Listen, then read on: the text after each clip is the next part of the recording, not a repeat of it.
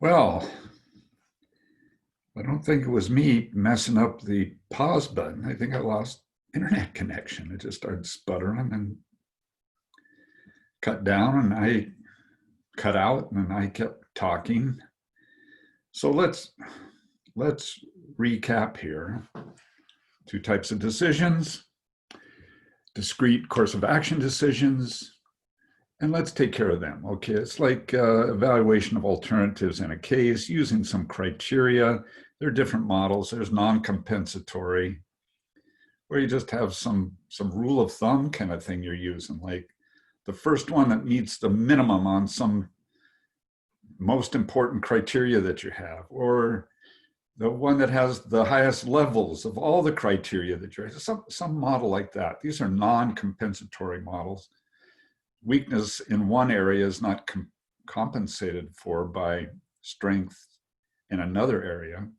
And then we were looking at a compensatory model. This is the one we were looking at, a little attribute adequacy, expectancy value kind of model. And we kind of went through that. I think we got most of what's going on. We weight the criteria, the attributes across the top there. We're looking at automobiles. That has to equal 1. And then we rank. So we weight the attributes, and then we rank the options. And here we got these competing automobiles. And then we calculate it out. You can find programs online that'll do this for you. It's a little more sophisticated way to look at different course of action decisions, discrete decisions. And so, you look at this thing and you look at cost, and Oldsmobile is ranked number 3 on cost, and the cost is weighted at 0.15. So I multiply the rank times the weight. And so, it's kind of, the Oldsmobile was kind of low on comfort and style, but high on handling, high on reliability. Yeah, so it kind of compensates. And so you got that idea that weakness in one area is compensated for by strengths in another, and calculate this thing all out. It's a more rational, logical, linear kind of approach. And we end up with the Lincoln Town Car is the winner as we multiply the weights of our criteria against where we rank the competing options. And there you have it. That's a tool, a way to evaluate course of action alternatives, compensatory, analytical kind of approach. Then, I talked through this already, and now I get to do it again, and I'm running out of steam, and I'm not, God, I don't know how many videos we'll have for this session. Okay, continuous, how much, dimmer switch. Consider the sales response function, relationship between a level of a marketing variable and unit sales. Have you seen something like that before? Everybody said, heck yes. Because you know what? There it is. The demand curve is a sales response function for price. We looked at that with regard to what's the function of promotion. It's to make the demand curve move to the right, sell more at the same price, make it more inelastic, less sensitive to price changes, or do both together, okay? So that's what we got going on there. But for marketers, these axes are kind of flipped, but they're flipped over from where they should be. I'm watching my little record button here. It looks like it's flashing. I hope it's really, why is it flashing on and off? Maybe that means it's really recording. I guess that's what it means. I hope we're all swell here. I'll just keep moving. Okay, because here's the thing to think about.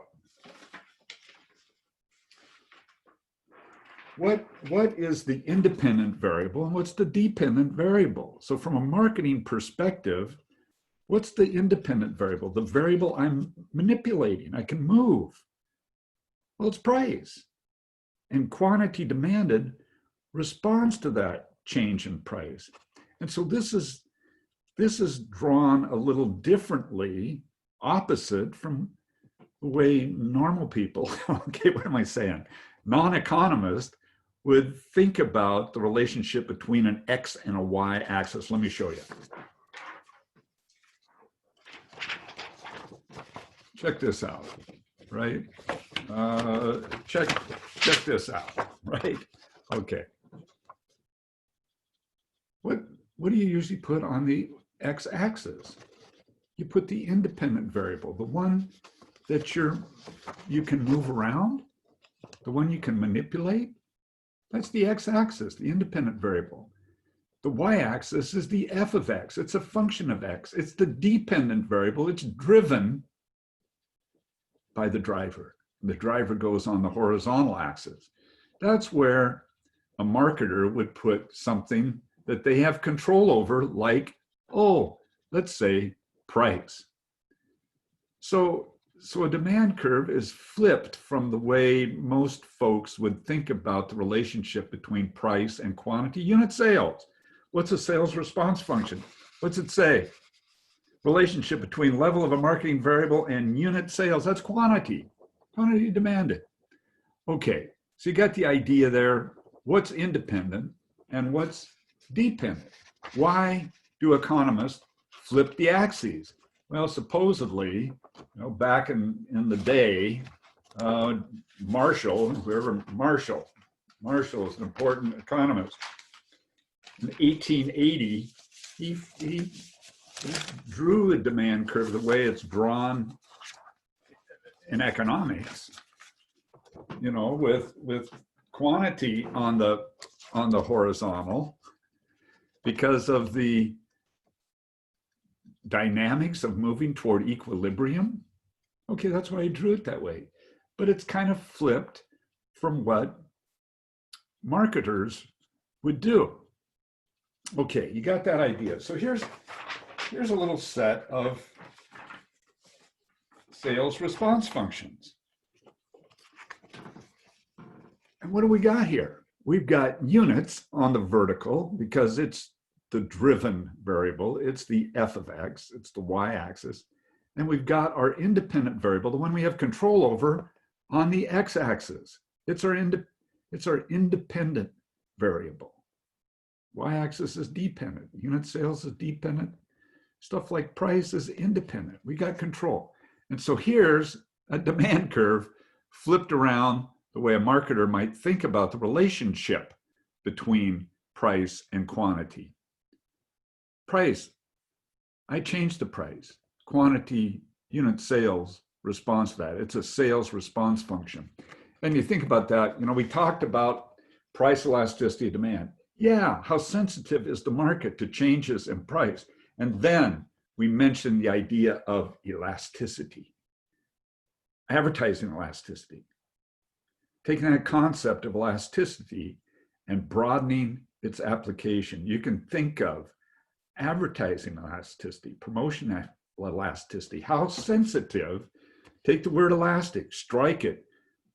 Is the market insensitive to changes in price or changes in advertising, let's say, moving it, extending it to another area? How is the market insensitive to changes in advertising expenditures? Or is it sensitive to changes in advertising expenditures? And what is the shape of that response function? Are you kind of tracking with me on this deal as I repeat myself again and I'm getting dizzy? So back to the price, a flatter demand curve in this situation would be more inelastic. Opposite of, we just flip the axes. Opposite of what you'd see for price elasticity of demand. A flatter demand curve is more elastic. Did I say it right the first time? A flatter demand curve is more elastic. Oh God. A flatter demand curve is more I said it right the first time.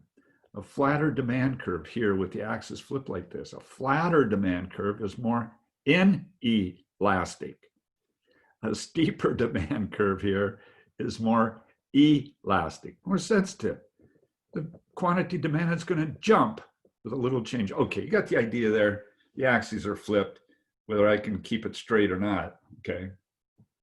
So elasticity, sensitivity, the idea carries over to other variables.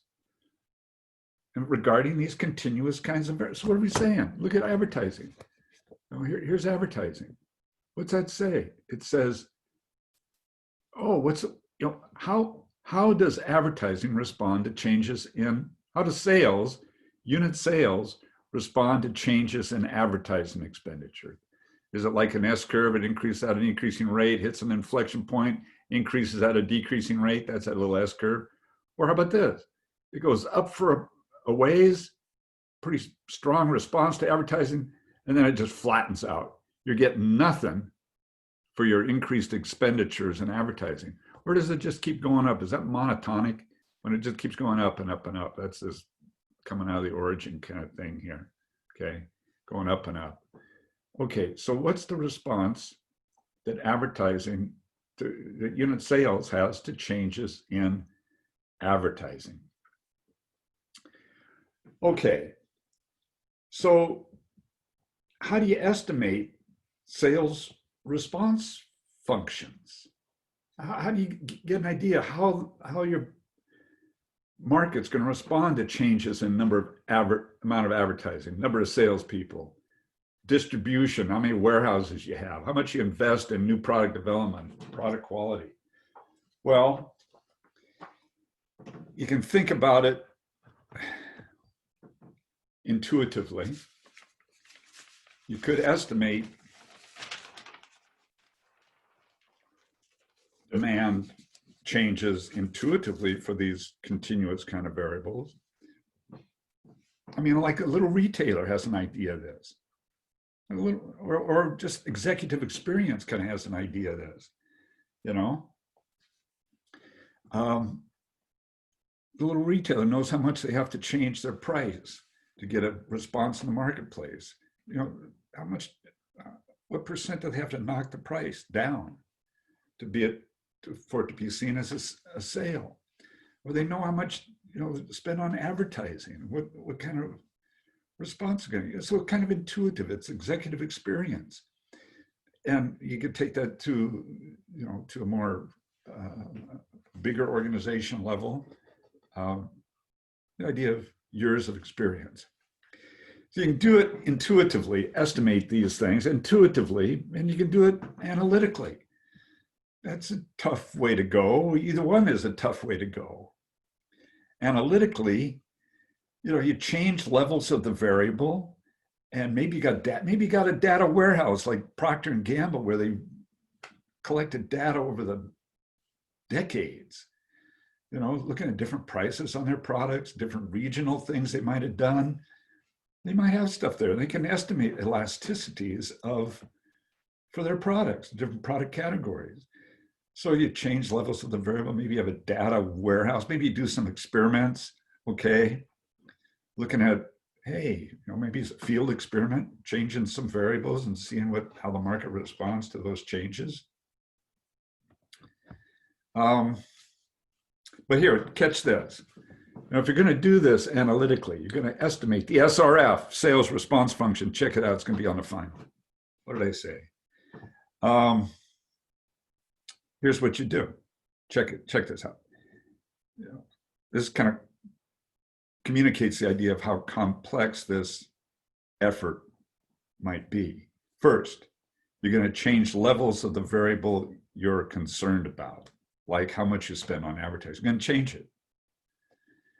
Number two, you're going to make sure you're not changing any of the other variables you have control over. You keep everything else steady. We're doing an experiment here, looking at how's the market going to respond. I'm going to change that variable, like how much I spend on advertising. I'm going to keep the other variables I have control over constant. Hey, what about my competitors? You know, I'd like them to not change anything. Is that going to happen?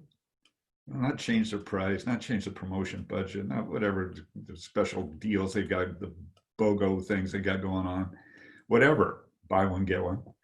I'm going to change things. I'm going to not change things I have control over. I'm going to make sure my competitors don't change things. Good luck with that. I'm going to make sure the economy doesn't move around.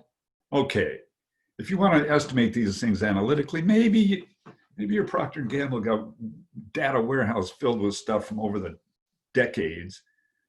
If you want to do it today and see what the response is today, it's a tough thing to do. But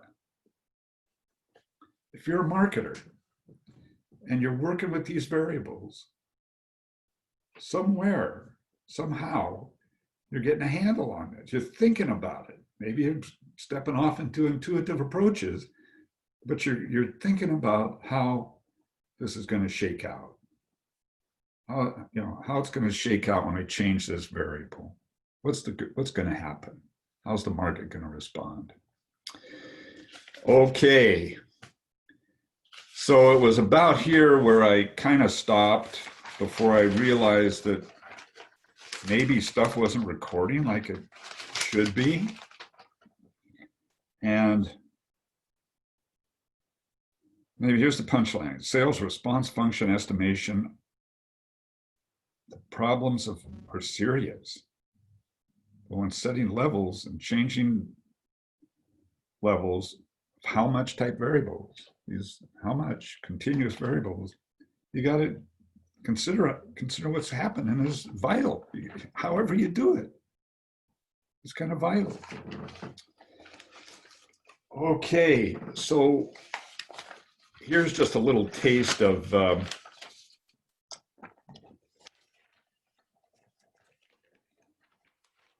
we had an article today, another one besides the Batra and Keller article. And this is the Tull et al. Article.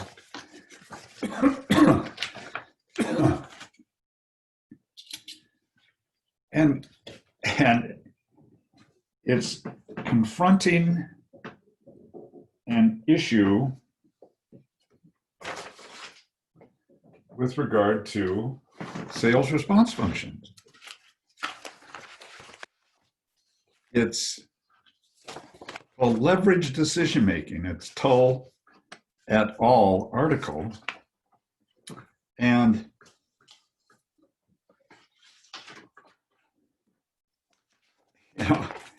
here's what you get. Can I move this around? God, I can't put this in my lap. Put that there. I want to knock my computer on the floor. That'd take care of things. Okay. One of the things that this article is a response to is the idea that it's difficult to pin down what are you getting. This is looking at advertising specifically. What are you getting when you change your advertising budget? And so these guys did a mathematical simulation back in the day. There it is. Write this down. That's some of the stuff they did. Like, oh God, what the heck? What is all that about? I have no idea. I think a lot of the meaning of life. If you could analyze this, the meaning of life is in there someplace, and then you can relax because now you know. Okay, so it was a mathematical simulation, but here's what they did. They looked at different response functions. And they essentially looked at three. The diminishing return. I think the growth curve is subsumed in the diminishing returns because the effective range is right here. So they had a diminishing return model. They had a saturation model where it goes on. Then they had a quadratic. What's the shape of the sales response function for advertising? We got quantity on the vertical, right? Units sold. Horizontal, we got advertising dollars. And they worked through this simulation in hopes of getting a handle on what's going on in the marketplace when you set different levels of advertising. Well, here's the punchline. They had all these models that they did, and this one is kind of fudging a little bit, but it kind of sums it up. And kind of getting to the end of the article, kind of the points there are a lot of qualifiers, okay, because this was a mathematical simulation. There are a lot of qualifiers of, things that, assumptions that were made because it was all mathematical.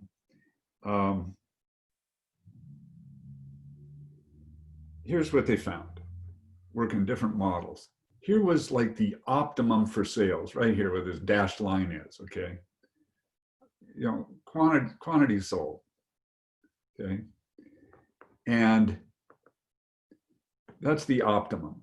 And so they whatever that crossed the horizontal, it's kind of like, or whichever came first, but they over or under advertised from that optimum point by 25%.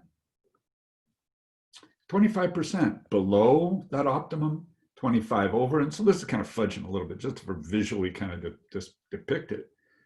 But they did that for all these different response, the three that they looked at. There were actually four, but this one was subsumed under another one. And they missed the optimum, the sweet spot for advertising by above or below 25%. And what did they find? They found that the impact on profit, so it's kind of stuck profit in here. That's what I've done, changed by at most like 6%, something like that. It was minimal impact on profit. It wasn't a significant impact on profit. And so what's that mean? That you could deliberately over advertise and it might be an inexpensive way to buy market share. So they're kind of promoting the idea, you might miss the optimum. But if you err on the high side, it might be a way of buying market share.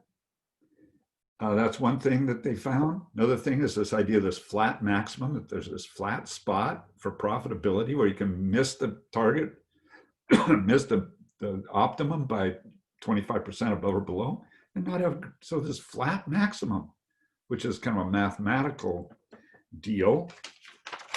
And then what was the last one?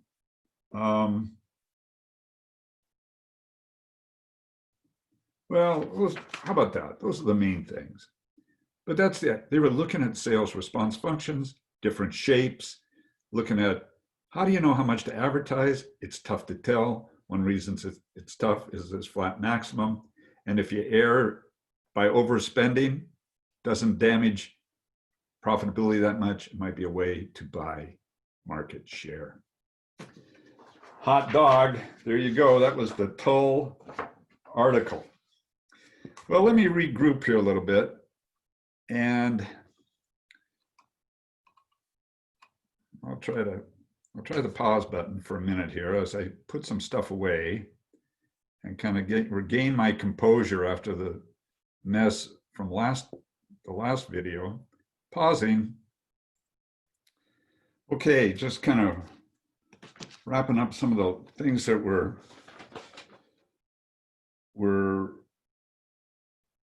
out there for you to check out for this session. And one thing was an FYI thing, just to point it out.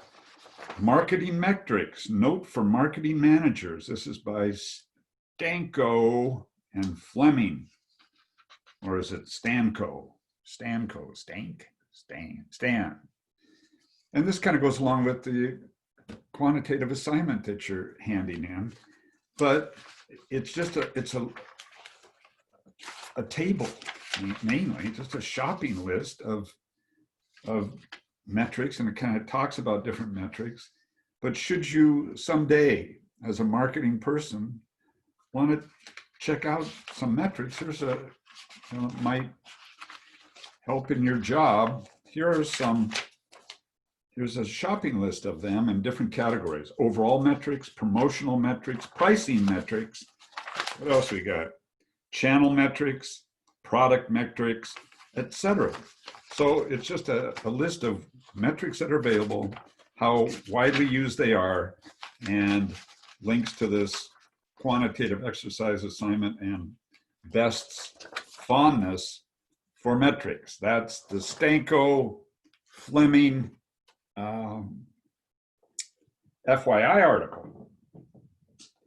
But then another article that we have is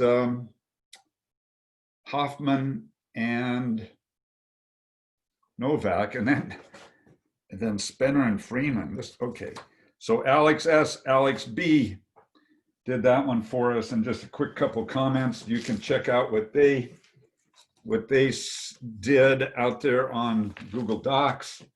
But Hoffman and Novak, marketing communication in a digital era. And so it might be getting a little dated, you know. It talks about some categories of digital items, especially social media and mobile stuff. They talk about portable, social graphs, power of the light, the foot stream, social data mining, smart signs, and 4 C's of taking the lead. Now, what's that mean? 4 C's of taking the lead. It talks about connecting, creating, consuming, and control as defining characteristics of social media and the goals that consumers pursue with social media use and connections. So connect, create, consume, control. 4 C's. We love multiple P's and multiple C's, don't you know?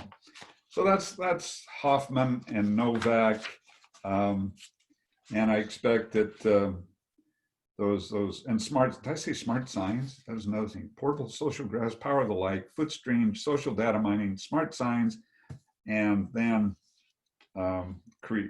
connect, create, consume, control. So I expect those guys, a couple Alex guys there. Those are both the guys, right? Nope, it's a girl and a guy. Okay. I've laid that out there for you. But they also have, but wait, there's more. They also did the Spinner and Freeman articles because it dealt with digital stuff, digital marketing, social media kind of stuff. Keep it simple is one of their themes. And so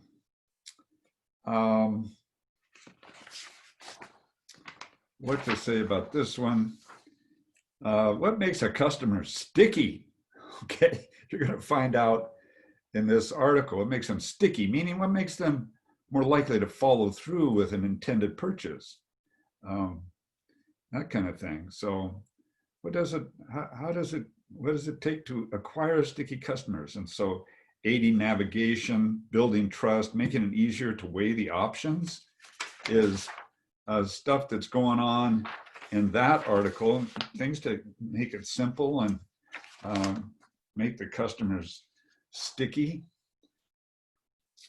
Oh, I thought the lead thing was in, okay, the lead thing was in the Hoffman and Novak article, marketing communication. Lead was listen, experiment, apply, develop, how to stay ahead in the changing world of digital media. So they had the lead acronym there.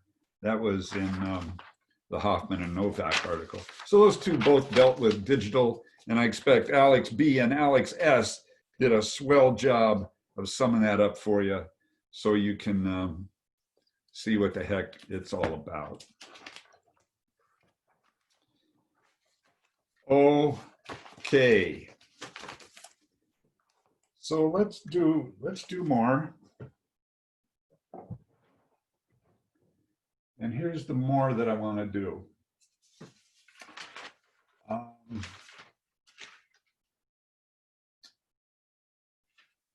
Since we had a break in the video, let's do this. I want to do a little deal on, yeah, okay. I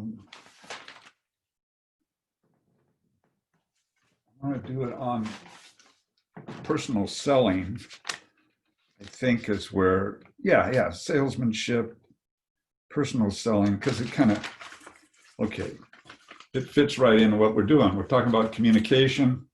So let's let's step into that. And here's what I've given you for that. So, okay. Let's talk about the facts of life. This was some national survey information from a few years ago, not that many, 5 years ago.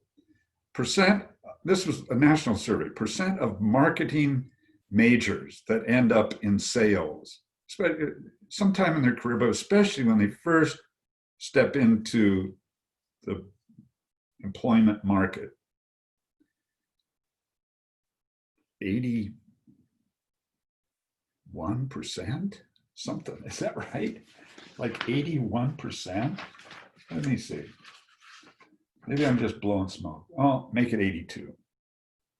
Marketing concentration, folks. Okay, this is national, maybe Gonzaga a little lower than that. But if you're marketing, facts of life.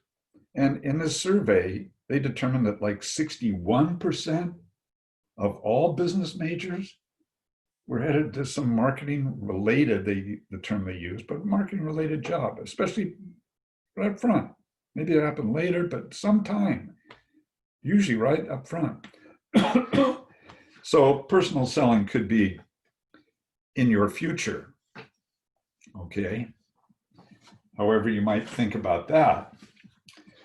So with that in mind, here's just a couple little things on personal selling. Just kind of go through this kind of quick, but here is a handout that I've got.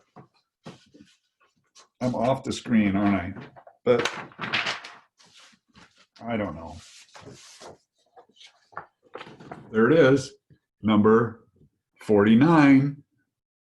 We've been off in the 50s, but salespeople are matchmakers.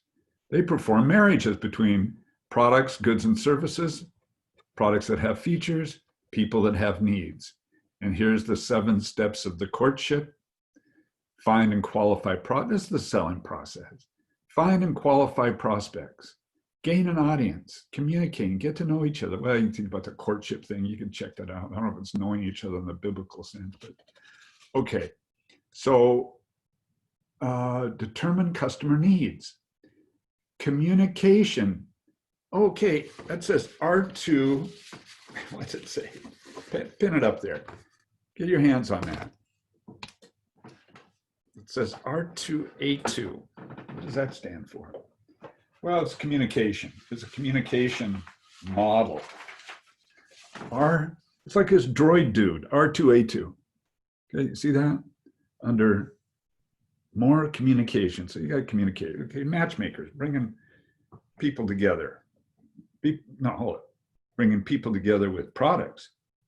People that have needs and products that have features. Okay. So the courtship. Going down the list there. And R2A2 is a communication little memory aid. It's listening first. The first R, it's an acronym, a memory aid. So the first R, recognize what the customer is saying. Listen to them. Okay, so you're a salesperson. Listening to them. Recognize what they're saying. Number 2, R. So R2A2, the second R. Relate to it. How about empathy? Essential for communication in general, selling in particular. So empathy. What is the customer saying? Put yourself in their shoes, that common frame of reference. You're linking up with them so you can get into their world. So R, recognize. Number 2, R, relate. Recognize is listening. Relate is empathizing.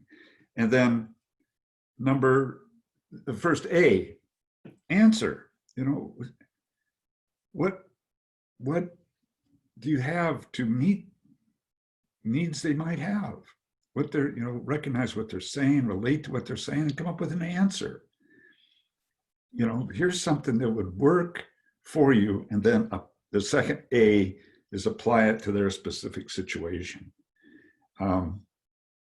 So as you're going through here, I mean, that's that's at the heart of it. R2A2, recognize and relate, answer and apply. It mentions 2 types of fear there. If you can see that in the outline, let's bring it in. 2 types of fear. Where is it? 2 types of fear. Well, you can think about that. Fear of the unknown. I mean, you might be talking to folks you might not have had a lot of interaction with before. Fear of the unknown. And how about a typical fear for salespeople? How about fear of rejection?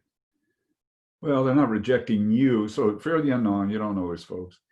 Fear of the rejection, they're not rejecting you. They're rejecting you. You haven't met their needs yet. Don't take it personally. They're not rejecting you individually. You just haven't met their needs. And then down here, up here, products, goods and services have features. People have needs. And then we got this little thing, the link, product features and people's needs. You've seen this before, I believe. This is this. Does that ring a bell? I mean, people, customers with needs, products, goods and services with features, and you bring them together at the point of benefit. I mean, this is like, all those, it's like basic to our value model, benefits minus cost. What are the benefits? Real and perceived. I think we talked about this a little bit before, but here it is applied to personal selling in particular, marketing in general, real and perceived, tangible and intangible. It's the product of the product. Cost minus benefits equals value. So what brings people with needs together? Should anybody ask you this sometime? And products with features, it's benefits, real and perceived, tangible and intangible. I think we might have talked about this with regard to toothpaste. Did we do that? I don't know. I've showed you this before, I believe so. And so here it is, right in the middle of this,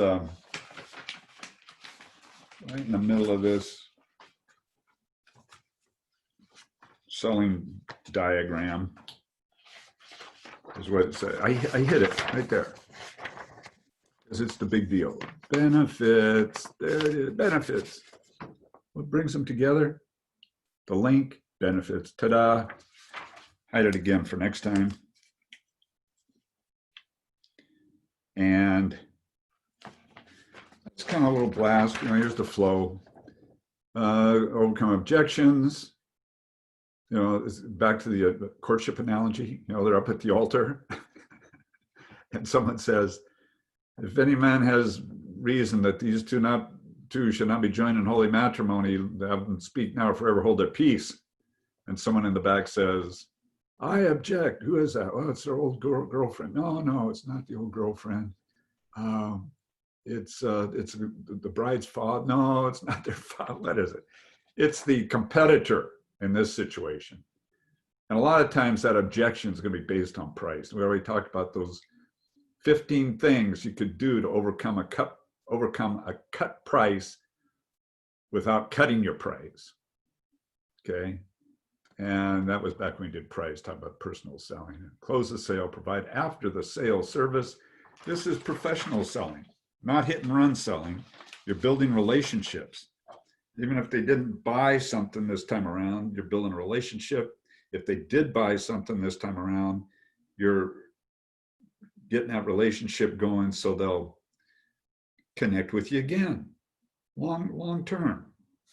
Okay, not hit and run. Okay, so salesmanship. And yeah, okay. And I'll stutter here a little bit because I'm gonna do this so I can regroup.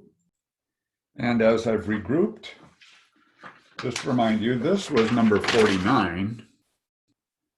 There it is, for what it's worth, R2A2, okay. And this is number 50. And where's the number?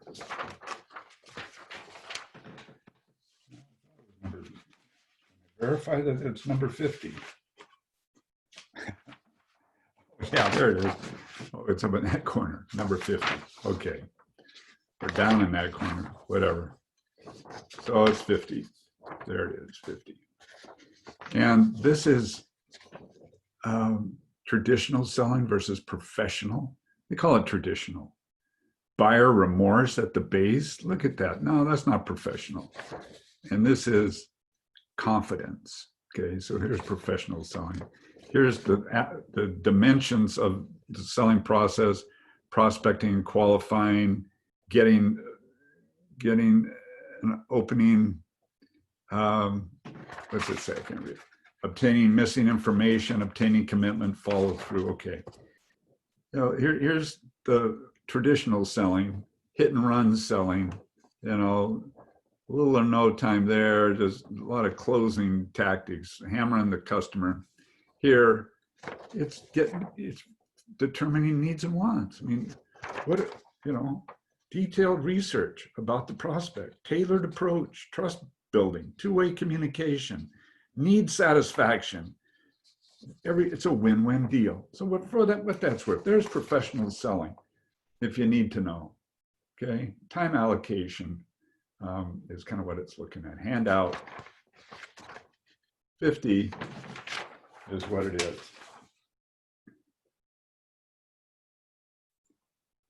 We've done a little bit when we're thinking about sales response functions, kind of projecting what's going to happen, looking at if we change these variables, what's the impact going to be in the marketplace.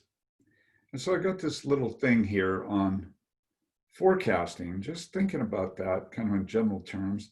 It actually kind of slides into topics that we have at the end of the course. And don't forget, look at the schedule. Today, we've got communication, all kinds. That's where the salesmanship stuff came in. Response functions, sales response functions. Then forecasting, global marketing, and ethics. Geez. Okay. So I just want to, we're all set up in the laboratory here. And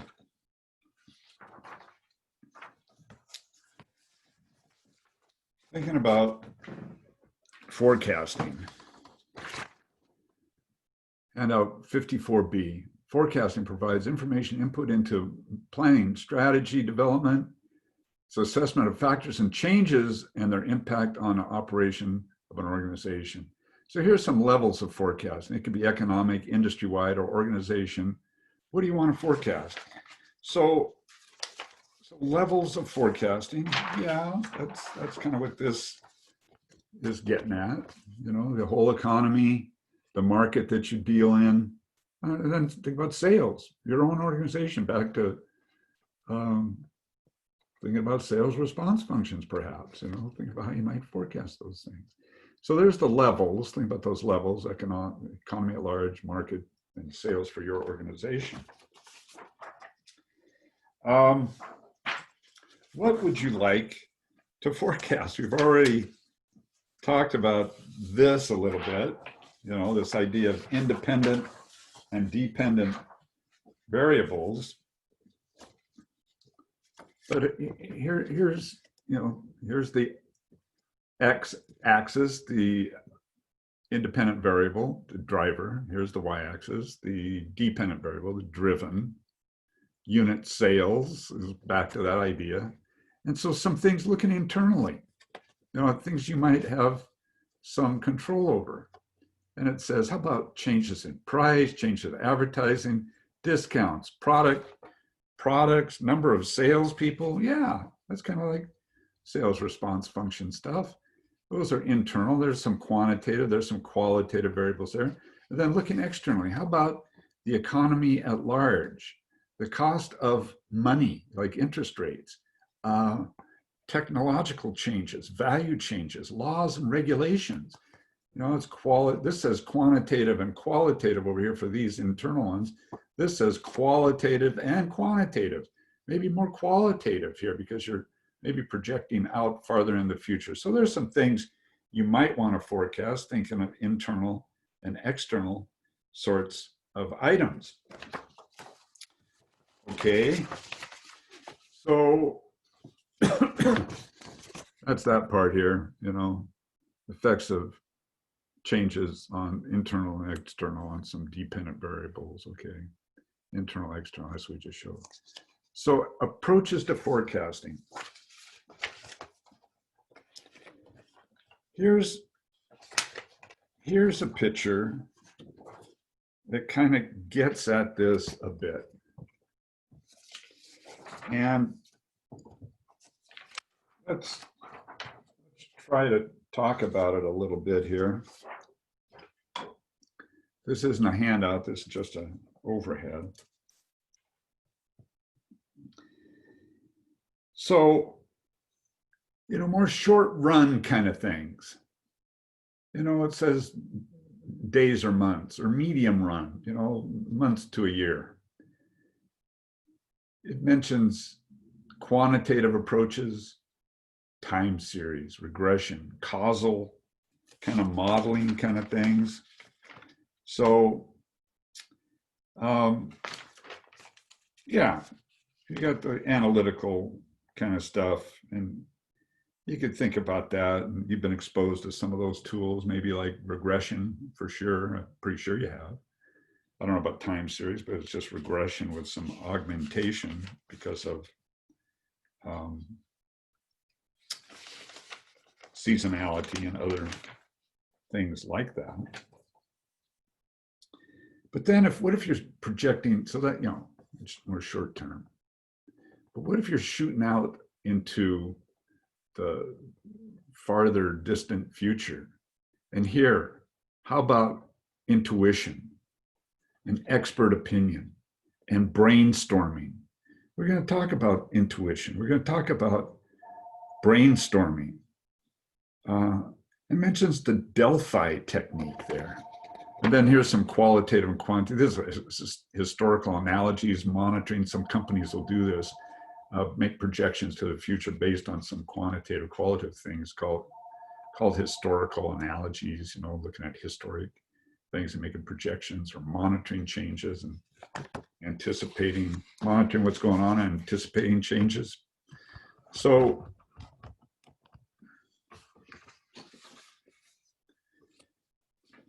thinking about,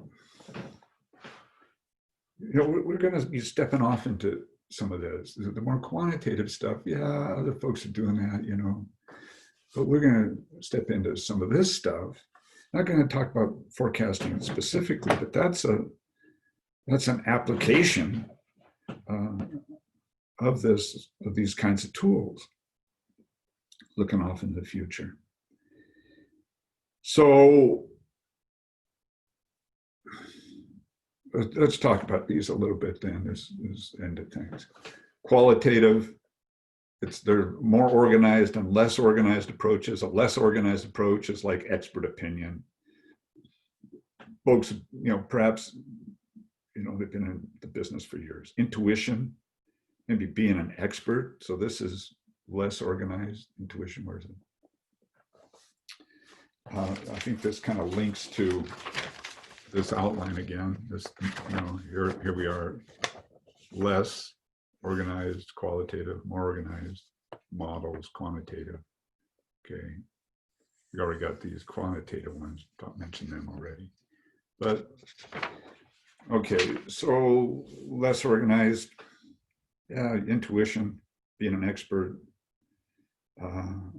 then a gut feeling, frozen analysis, different dimensions to intuition. We're going to talk about that: physical, emotional, mental, spiritual, still small voices, aspects of intuition. More organized approaches.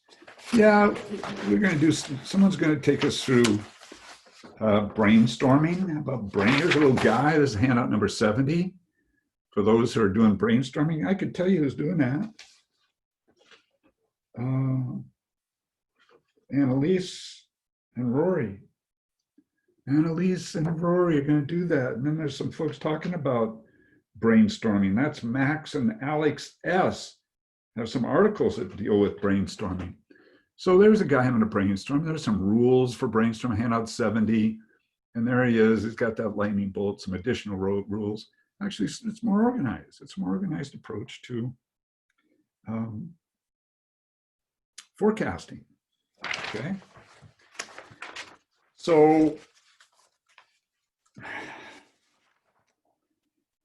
it mentions, here's another, okay, so expert opinion, intuition, and then the Delphi technique. I don't know if anybody's been exposed to that. That's kind of an interesting tool. Let me pick up everything I just threw on the floor. It's named after the Oracle at Delphi, and it's a more organized approach. I'll just give you a little sample here. Hi, there I am. Say put yourself in Hanes underwear. Hold it. Say you're Hanes underwear, okay? And you're interested in, you're projecting off into the future, long term, a year beyond a year, or 2 or 5, the crystal ball. And say you're thinking, I wonder if there'll come a day when men's underwear will be hooked to their socks. You know what I'm saying? This is kind of like a pantyhosey kind of thing for guys, okay? And if you're Hanes, though, put yourselves in Hanes underwear. If you're Hanes, you might be interested in that. And so this Delphi approach lends itself to electronic monitoring pretty well. And it's kind of interesting because you're forecasting, you're kind of getting it's like a jury of executive opinion kind of stuff. You're getting a lot of folks involved. And so here's what you might ask them. Let's call them onesies. The socks hooked to the underwear. Onesies. There they are, onesies. And it's the Delphi approach. You want to ask people the probability that that'll happen, that men's underwear will be hooked to their socks. When might it happen? The effect on our business and on the marketplace. And how desirable would that effect be? Stuff like that. There's the typical kind of thing. Probability of it happening, when it might happen, effect, plus or minus, desirable, how desirable that might be, plus or minus, okay. And so you have folks respond. So for example, here's just looking at a distribution. You do a normal distribution. Here we're looking at when might it happen? Okay, here's a when example. There's what it says. Oops, okay. When example. Some say next year, you have this 10, 25% next year. Here's some mode, mean, median, it's a normal distribution. Like here's the inner, what is this, 30% here. And then you got this outer 10 to 15. Is this, no, 50 to 20% here. No, 50 to 80 here. Okay, it's 50, that's what it says. 50 to 80% in the middle, 10 to 25 on the tails. And here these folks say the year 3000 would be plenty soon enough for guys to be wearing socks hooked to their underwear. Okay, and so then what you do, so that's just using this piece of it as an example. What you do is have folks on the tails tell why. Why do you think, it's all on the floor. Why do you think it's going to be next year? You have them tell you why, anonymously. You have folks at this end. Why do you think year 3000 be plenty soon enough, if ever? And then what you strive for, then you do it again and again. After several iterations, you start to come to closure. You get folks moving toward some date, where you got like 80 or 90% of the folks in the center ground here. You can do standard deviation kind of stuff, right? The tails have diminished. It's become more peaked distribution, and you got 80, 90% kind of all moved in there. That's an interesting tool. That's a more organized approach to forecasting. It's called the Delphi technique. And it's a useful kind of tool. Okay, let's see if I can pick up my mess here.